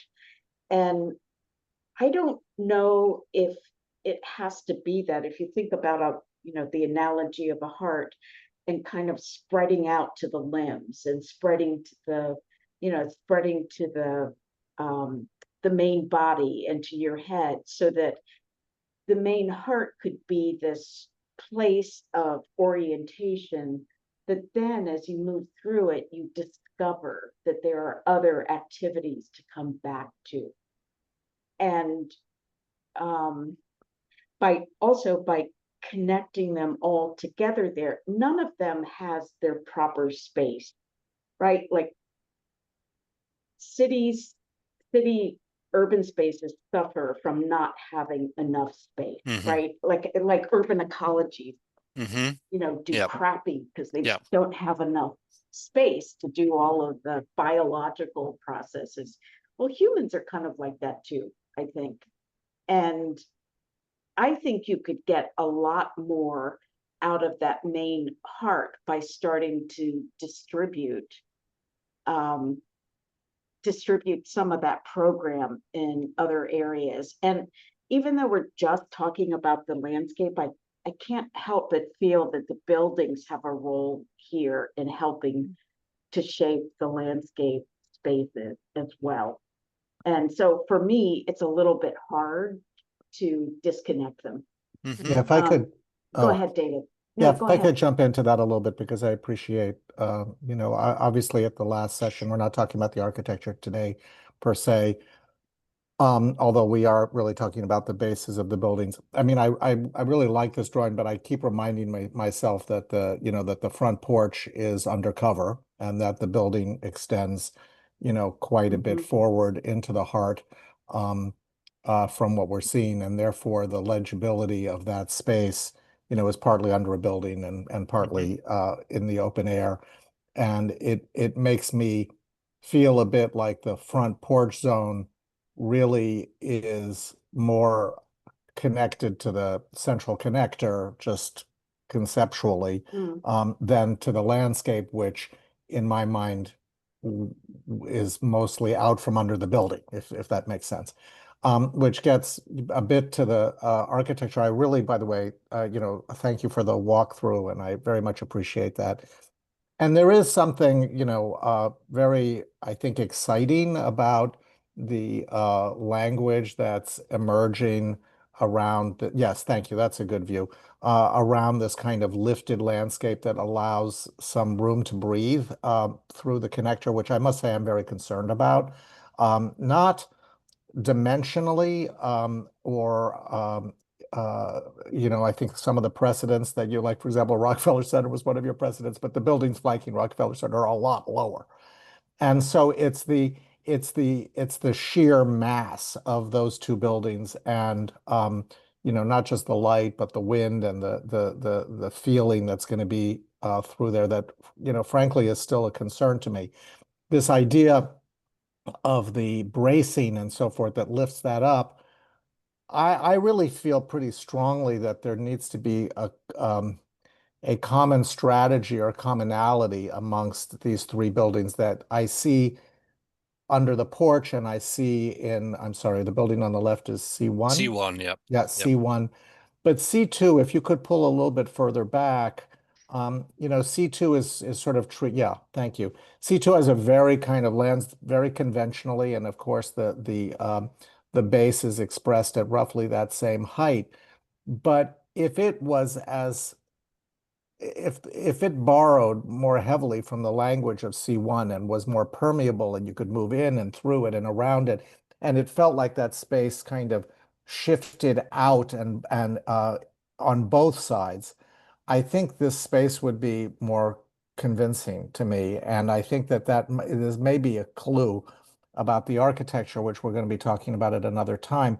But, you know, Laura made an interesting point, which is, you know, are these buildings sitting in a landscape, or are they buildings shaping a landscape? And I think that the strut language of the two buildings that we're seeing right now on the left and at the end, you know, suggests buildings in a landscape, where the landscape is moving and flowing through and around. And I'm willing to go there, but then I want to see that happen on C2 as well, and have that landscape shift and move around to the green spaces that are beyond it. And, you know, is there a vicolo, you know, through that building that gets you to the other side? And that this whole development basically is, in a sense, lifted on some kind of a platform that allows landscape as the main element to be what defines this space. Or it's something else, in which case you know, the architecture I feels very I don't want to say haphazard, but opportunistic in each of its locations, and it makes the legibility of the landscape more difficult to me. So I think that that's where I'm, you know, and maybe that's a clearer response to the architecture than I had when it was initially presented by focusing on what the public realm ultimately is. And I think it could be that maybe this space that we're looking at through here is actually more urban because of the nature of the scale of the buildings and so forth, which is beginning to be implied. But then, boy, oh boy, when you get to that heart, it should be like a park, a real park, that really feels. See, that's where, Laura, I'm not, you know, where I get a little concerned about like pulling the pieces apart too much. And maybe you're talking about programming, not necessarily green space. I am talking about programming. Yeah, you're talking about programming. I'm talking about what draws you through and Yeah. makes you want to occupy different parts of the site. Yeah, like this view, which I find compelling. I wish if I turned around and looked the other way, it felt the same. You know what I mean? That it felt permeable. Yeah. May I respond just to a couple course, of points there? Sure. David, to your point about kind of the C1, well, obviously talking about the architecture in another meeting, there were some comments we got from the group that are going to be kind of, you know, tied into what we present back then. So it may have evolved from this point when we present.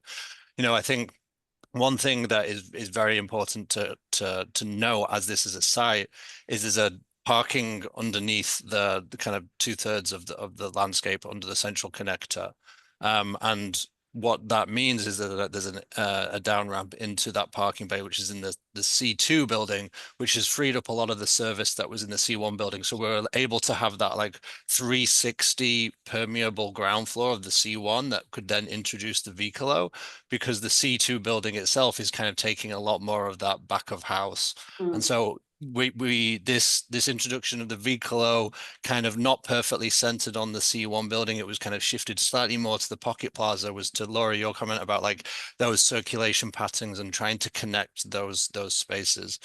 I think just to respond to Laura, your kind of comment, I think we are really thinking about kind of iterating as we move through. We'll really think about how we want the main heart to do exactly that, is be the main heart. And I think it's getting that, I agree, I think getting that right balance of what is there versus what's dotted elsewhere. And I think, you know, we actually had explored the Hammock Grove being in the Pocket Plaza before, and it's also been in the Riverway Gateway. And I think through these conversations, we'll find out where they need to land and where it makes the most sense. But I think I agree with you, is that, you know, I think we want to make sure that these spaces are both have a variety of open space, as well as when you get into that heart, it feels unified. And I think, you know, that Emily mentioned that active retail, that also helps to draw people in. We want to have these active edges, and it is a balance between landscape and architecture and entryways. And we want this to unify the site while allow each of the buildings to have their own character for their own reasons, because some are commercial, some are residential. And I think we're just trying to balance where that lays. So, you know, Laura, your points are incredibly helpful to kind of think about it in that way with fresh eyes. Well, and I think one of the great things about landscapes in cities is they can be surprising. Right? Whereas architecture, no matter how beautiful it is, it has this presence in the greater urban fabric, right? That holds the city together. But the truth is, most of us experience the city on foot. At a human scale, yeah. And so for me, this always feels like particularly with, honestly, I think you have a lot of land here, but how come I don't get these? But I think that there's a level of mystery that's missing from this as well. In other words, down the central connector, you look down, everything's exposed to you, right? You're not, you kind of know what you're headed towards. And I feel that way from like every place that you enter the site. It's not, and I'm not saying you need to block views everywhere. I'm saying as you kind of go through these various rooms, that like your attention is drawn, but you're always looking ahead and you're not quite sure what that is. So there's these moments of complete clarity and other moments of just kind of mystery, but not being uncomfortable about it.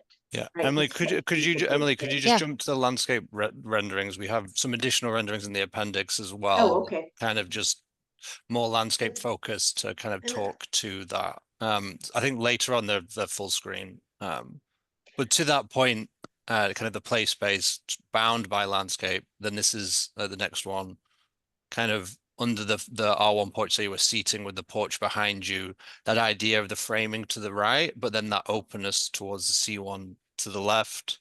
And then the next one is like within the heart itself. So again, trying to your point about the dissection of the open space, we're wanting to find that balance between circulation and this still feeling like a unified site as well. So that kind of wrapping of the landscape and the frame of the planting to help to do that. We're very fortunate that, you know, we've got a lot of the heart is actually on grade, so we'll be able to plant some quite a number of trees, which I think will help to create that sense of discovery as well. And then the final one is between the C2 building and the R1, that sense of discovery that talk about Laura is like creating these carve outs within the planting to create those kind of pocket moments and those kind of slightly more residential spaces that feel that human scale. So Well- Philip, oh, sorry. Just one thing, Yeah, please go David. ahead, Laura. When I look at these perspectives, which are all beautiful and they have some really special things about them, I worry about them being a little too same size. Okay. And the hammock grove is such a terrific idea, but it shouldn't have 6 hammocks. And I don't know, Philip, how many are in there, but Right. I'm saying it should be enough that when you get, you know, X number of people, and some of them are double wide for, you know, families and couples, and like it should feel both calming, but like this collective swaying could be so great. So the idea, I think, is fantastic. It's where and how much room you are giving this. I just want to be careful that you're not dissecting things too much, and in doing so, making them too small. Go ahead. Oh, I'm sorry. Can I ask a question? If you could go to the site plan for a second. And I'm putting this out there just for thought, but getting back to that notion of loosening up the ground plane of let's say C2, for example. I wonder if the end of C2 that is closest to R1, where there's that looks like some retail, and I don't know what that gray space is. I'm sure it's something important. But if that was as porch-like and open along that whole end of the building, and it sort of wrapped into the central connector a bit, so that whole central connector space was conceptually shorter in terms of you're moving from the mid-block street and you move down through, and then when you get to the Vicolo on the left, it starts to open up on the right as well. You know, it sort of expands in both directions. Then that pocket plaza, in the same way that the front porch gives space to the main heart, that whatever's under C2 could give space to that pocket plaza. And that pocket plaza, in my mind, becomes more neighborhood focused as a park that has the play area and has certain functions that are more neighborhood oriented towards Pilgrim Road, and it is at a scale of the residents, because I'm personally very concerned about the relationship to the streets behind. So, you know, and I'd like to see some views from that, you know, when we get a little further into the project. And that might mean that the main heart could be a little bit maybe a little bit grander, a little bit greener, a little bit more less cut up by things, and you literally have the heart, which is the main park, if you will, and a neighborhood park that is tucked off of Pilgrim Road, and then that view from the main heart into the central connector, in addition to shortening it from the mid-block side coming into the main heart, would have a kind of a uniform character of being all lifted up. And the three buildings would have some common expression as they meet both the pocket park, or the neighborhood park I'm calling it, and the more civic park. And so that's just a question, because I think that could potentially solve a few issues. Yeah, and I actually want to expound upon that a little bit, because the buildings are very, very strong and very bold. And I really do feel that the landscape needs there's very strong moves in the landscape, but I think it needs a more overall boldness to the moves, because I think that the pieces are quite small. I think the word dissected came up. I think if you were to think of that whole end of the site, the main heart, the pocket park, the area around the front porch, and start thinking of it overall as primarily green, and then working the circulation around it. I know, of course, people have to move in a direction that's easy and logical, but I know you have the talents to be able to do that and combine it with the sort of spatial quietness, but also spatial strength of having a really strong, robust kind of green end as a counterpoint to these very, very tall and strong buildings. So I would encourage you to even take the things that you love and sort of remove them for a moment. You can bring them back, but just remove them and see what happens if you were to just kind of really take a very strong green approach to the plaza, to the heart, where then the experiences become jewels within it. And then I do want to talk about the central connector, because I think that it feels a little empty, both in terms of its spatial activities, but also in terms of what brackets it, because for one whole side of it, or almost whole side of it, the C2 building is office and lab, which I'm understanding is private space. So there's a lot along that central connector that isn't really activating it. And then I actually am pretty worried about the public realm along Pilgrim Road, where it's all back of house for that whole C2 building.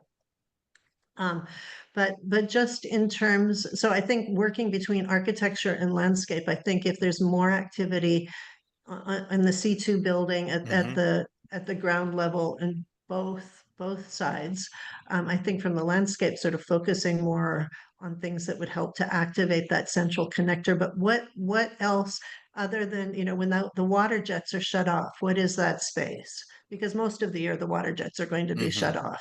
So really getting a sense of scale and excitement and interest. It's a completely different character than this big green grove at the left-hand end. But what is the urban character, and how can you pump that up with the landscape? And then again, Pilgrim Road, I think it has to start with the architecture to get more energy. I also would think with the forum, how does that activity of the forum spill out directly? And I see you've opened up a plaza, but there may be a more direct way of doing it. But anyway, kind of big picture, those are kind of the big moves I would suggest.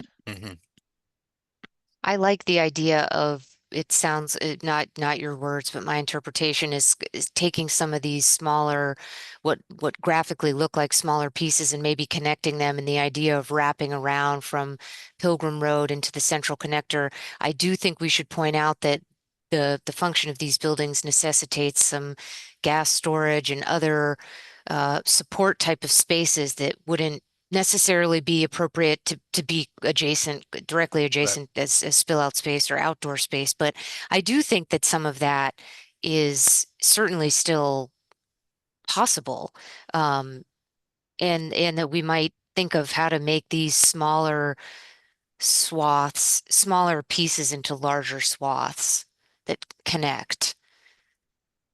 Yeah, and I think, kind of just exactly right, Shauna, about kind of where those retail are located and the spill out and trying to bring activity in both the architecture and the programming and the retail of those. We tried to dot that through the site as so one side of the connector was where the lobby was, the other side was retail, and then back again. So we were always at least kind of as you're moving through space, there's always kind of a node and node and node. But that's a good point to kind of explore that a little bit further on that relationship. I'm going to say one other thing, Philip, which is I'm so glad you showed that grading diagram. Mhm. And, it was a tough nut to solve. And I'm wondering how you can actually use the grading Mhm. differences that you have more effectively in here. Mhm. So I'm always, I just believe in the power of topography for Yeah, space making. they were a great team and concentrating on that first to kind of try and get it right. Because I think Yeah. to take advantage of it in a design approach as opposed to a series of walls is something we're trying Yep. to achieve. So Yep. And one other thing with just to think about when as you're sort of going forward and when we see it the next time we see the landscape is really thinking, I'm sorry, go back to the other plan that we were just looking at, just because I won't remember the name of the road. Mid-block street. To very easy think to. of what is the landscape character of that edge. Mhm. Because right now it feels, and I know it's a service access too, but it's a pretty wide space.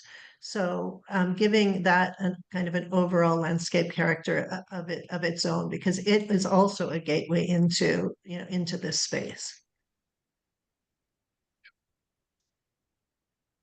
I do think that there are, a lot of clues in this drawing that, lead into the next discussion.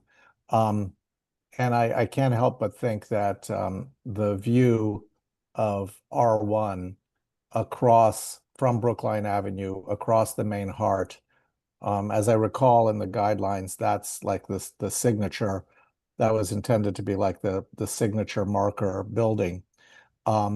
And you'd love to see a view of that as it's framed by both the school and C1, when you come back.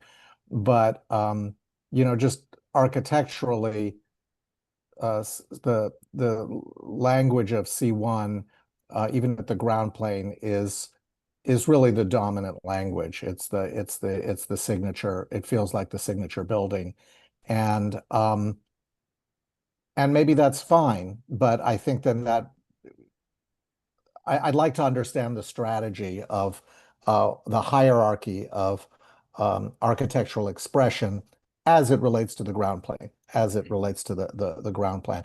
And I think that at the ground level, looking down the connector and seeing the sort of tree support of D1, that's clearly very intentional, and I understand that, and like that makes sense to me. But I'm just trying to, as you pull back, I just want the legibility of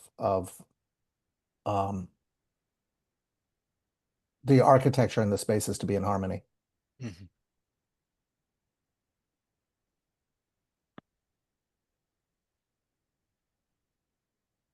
Thank you for a good discussion. Yeah, no, thank you. Yeah, great, very nice presentation, and a Really lot exciting of possibilities. Yeah, a lot of possibilities. Commissioners, can I quickly ask just for public testimony? I don't think that there is any. I'm just looking over participants here. At this time, we'd like to invite any members of the public in attendance who may wish to contribute public testimony to raise your digital hand, and staff will call on you. If you're calling in by phone, dial *9 to activate the raise hand function and *6 to mute and unmute yourself. Please state your name and any relevant project affiliation information, and please keep your comments to 2 minutes. Allison, just give me 1 second. Let me promote you to co-host here so you can unmute. Allison, are you able to unmute?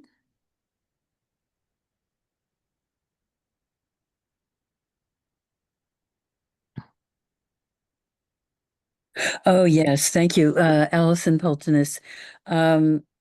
possibly not so relevant right now, but I did want to make a comment about all the seating benches that a lot of them look like concrete and no backs and no arms. So that's a concern, I know, for older people. And it doesn't promote you know, kind of comfortable seating for a long period of time, especially if you're watching kids in the play space or trying to just relax more. You need backs. And one more thought about where trees can be planted if they are I heard the comment about the size of the garage, and I'm assuming that trees couldn't be planted more in the central connector because of the garage space. I wasn't sure if I understood that correctly, but thank you. Thanks, Allison. Anyone else, public comments? All right. Russ, I see you have your hand raised. Yeah, I'm sorry. I was struggling with the tech here. I just wanted to do a quick closer, and it's by way of making sure we're absorbing all the comments correctly. One of the two things that we didn't talk a lot about today with the commissioners, and this is the areas where I want to dig into, where if I have given guidance to the design teams that bumps into things that you guys have asked us to respond to, because obviously that's usually the rub. So one is the retail and the density of retail. You got, we didn't throw the statistic up, but we are about 19,500 square feet of retail. I think the plans showed that it's predominantly around C1, and then really key moments at the R1 building, and then at the corner of C2. And the locations of those are very much considering the analysis that we have done on how we can make successful retail. And I want to make sure nobody misinterpreted that the purple that's on the C2 building isn't active lab space. It's the lobbies of the lab space on the C2 building. But we have really pushed hard on testing ourselves about the viability of making sure the retail is successful, and not lying to ourselves that simply if we put retail there, it will be successful. I will probably continue to put that pressure on Philip and the design teams as we go through. It's just that I guess what I would ask you guys as commissioners is if you see it again and you think that I've put bad pressure, please speak up, because that's the areas where I don't want my team to listen to me when they should be listening to you. And I don't think you said that today, but I also don't think we talked a lot about retail. And then the last thing, and Philip, in our discussions with him, we talked about it, but it didn't come up today, is that in the PDA process, when we went through, really from the public and from you folks, when we talked about the diversity of the open spaces, that's when we really made that big move to have the heart versus the passive green. And we ourselves said the heart is active. That's the active space. The passive green is the quiet one. And there was a call from both you and a lot of members of the public to make sure that we were being overt about that. So I feel, I always feel bad when I walk away from meetings where I feel like I've given bad guidance to my design team. But you guys should know that is how we talked about it. We didn't talk about the passive green much at all today. And obviously because it's in a future phase. But I did want this group to know that I was putting pressure, and hopefully not the wrong pressure. This is where Philip is going to have to talk to us about saying, yeah, we have a passive green, but there's still the passive passway, and we still want some passive things in here. And I think I'm going to go back with the interpretation that you're saying, yeah, maybe not. Maybe you don't need it passive up there in between R1 and C2. Maybe you want it more active, not more different types of spaces, but really what I'm hearing from you guys is maybe a little bit more activity up there. And I'm that's the guidance I'm gonna give. If you think I'm interpreting you wrong, please tell me now, because I feel like a lot of what Philip has done has been guidance from us, from me. And I don't want to be wrong again, I guess. Well, can I ask a can I ask a question about that? So, and thank you very much. I very much appreciate your concerns and thoughts about that. And I don't remember if we've ever talked about this, so if we have, I apologize. But the forum, what is it exactly? Why is it there? And how active is it going to be on a day-to-day basis? Because if that's a community space that is, occasionally active, and I want us to be real about it. Yep. Is that the best location for it? As opposed to, for example, there's a retail space on Brookline Avenue. Yeah, thank you.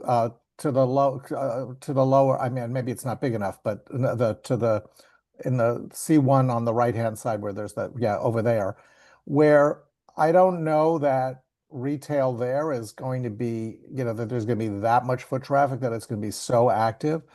Whereas when I think about concentrating retail and really around the prow of C1 and the end of C2 and down the connector, of course, I just wonder, like, why there? And maybe there's a fantastic reason, but it does raise the question of the retail community space site planning strategy, or, even whether the forum should be in a future phase. I don't know. I'm just asking.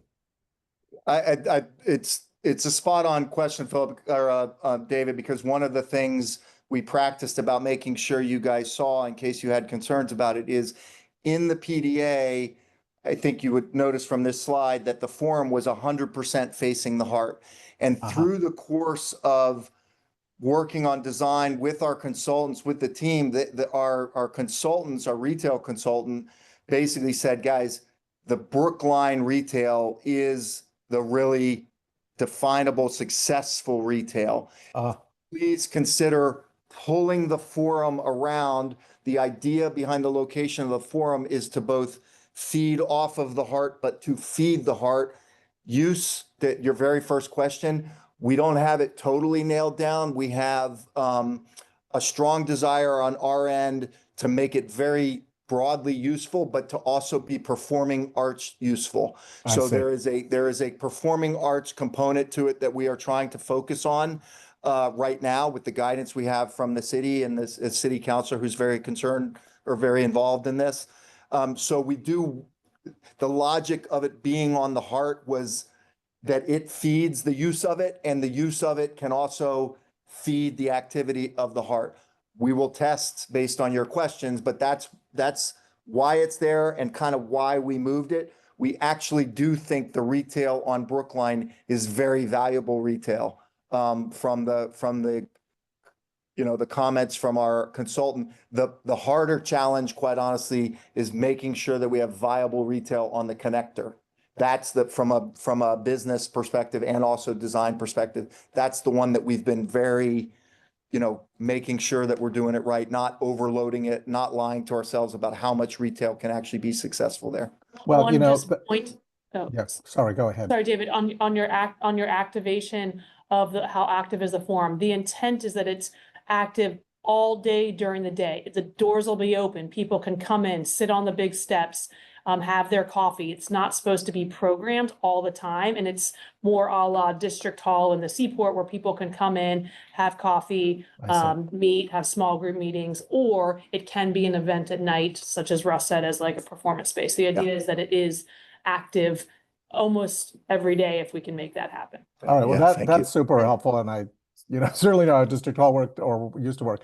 But I think that it does, I think as a performing arts space, I just couldn't help but think, like, for example, the lobby at the end of C1 that faces Mid-Block Street looks like a very grand, large lobby that has, excellent drop off and, is very visible. And so I was just in my mind testing the proposition of, well, what would it mean if, the lobbies shifted to the connector and the connectors were sort of activated by lobbies, and the forum was, prominently at the other end of the building, and the green spaces, the Pocket Plaza and the Main Heart were essentially all lined with active retail. So that was that was the thing that I was playing out in my head, but I do very much appreciate that if the forum, but that was in my mind imagining a forum or a community space that was like, let's say more active at night, that there was a lot of drop off, that, blah, blah, blah, ticket office, whatever. So anyway, that's just something for you guys. I recognize there's a big strategy about that, but thank you for explaining that. Yeah, thank you. And if I can just add one comment, and I can't speak for my, for my fellow commissioners, but thinking about the green end of the left-hand side doesn't mean that it can't be active at all. I wasn't necessarily thinking that it wouldn't be, that it would be sort of a passive, quiet space, but that there was more holding it together and really wondering about the scale of the elements. For example, the water features kind of tucked in one little corner, the hammock, I think maybe too exposed in that at the scale. And again, I'm not totally understanding the scale of this to feel completely comfortable. So is there a way that you can amalgamate the green and then start carving out the spaces in it to create the urban activity? Because I don't have any objection at all with the concept of this being a very active space. It just feels what I needed. the pieces are a little bit small and disconnected from each other. And could I make a comment on the passive versus active? I think in urban spaces, a lot of passive spaces are passage, PASSAGE, passage spaces, and giving people an opportunity to sit along those passages really is what makes for passivity. I feel like I'm speaking some people watching, while people are moving past and circulating, and like you get to sit away. Yeah. And I think Shauna's comment about, is it right that every side of the hammock space is open to the public? Whereas things like playgrounds are terrific open on most sides because people can sit across from it. They can, pass by it. People love to watch kids, and, what kind of monster doesn't like the sound of, kids laughing and playing? So I hear what you're saying, but be careful, because in the urban setting, I think passive spaces, particularly when they're given a lot of room, can feel like lonely places and places that people don't necessarily want to stop. People want to do things when they go out into the city, anyway. And Laura, I know you love a hammock. I love a hammock. I now know that. Thank you for hammock. For the clarification. Like I said, I'm almost just making sure that I'm not playing a poor role here in pushing the design team. So all of these comments are very helpful to me. Thank you very much. Yeah. And thank you for asking that question. You have a great client. Who would ask that question, right? So thank you. One who's used to getting it wrong. That's who. Oh, I'm sure that's not true.